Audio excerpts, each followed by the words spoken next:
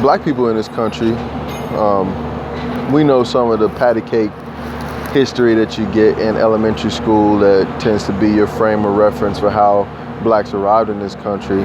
But nonetheless, we have been, well, anybody who's dark-skinned, anybody really who's non-white male in our society at some point has been oppressed. And even those white males in our society over the last couple hundred years that were not of economic means have been oppressed at some point. Yet, I believe that probably the people who have the brunt of that when it comes to policies and when it comes to laws in the culture today are what are considered black Americans. Our country is very divided by these things, these designations we call race is one of them, politics is another, economic status is another. But race is the only one, in my opinion, that has the least grounding. Like, what does it mean to be black? Does it just mean that you have darker skin? Because that's a whole bunch of different types of people. So one of the interesting things that I've learned over the last year or two, believing that race is a social construct rather than an actual reality, it was made up in the colonial system. So to be black really is a class versus a race, like it's where you come from. And in our society, in the United States, that thing has been used,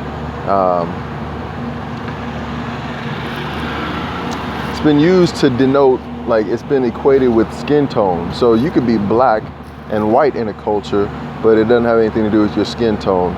I would reflect on certain European empires that had a upper class and a lower class, a high class and a low class, the caste system. But it's in this culture that we actually first have a widespread use of it, and that black designation is somebody with a certain skin tone. It's other places in the world now. But so when we think about our deep history and think about what police officers have been for the state, then you can kind of understand why black people in general, black people, feel oppressed by police. Police are the enforcement arm of what the policies and laws are in a culture.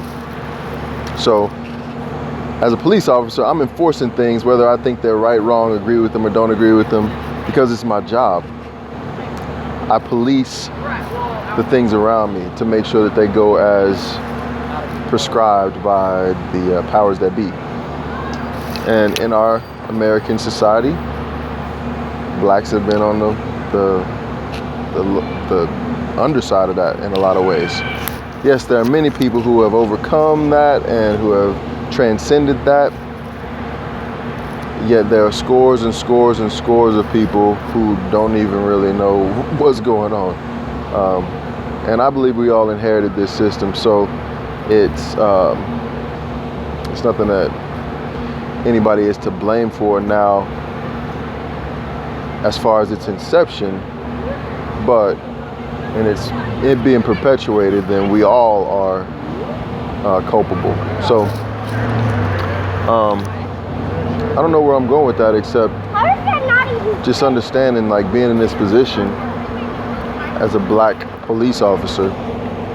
I'll tell you a story, and we're already at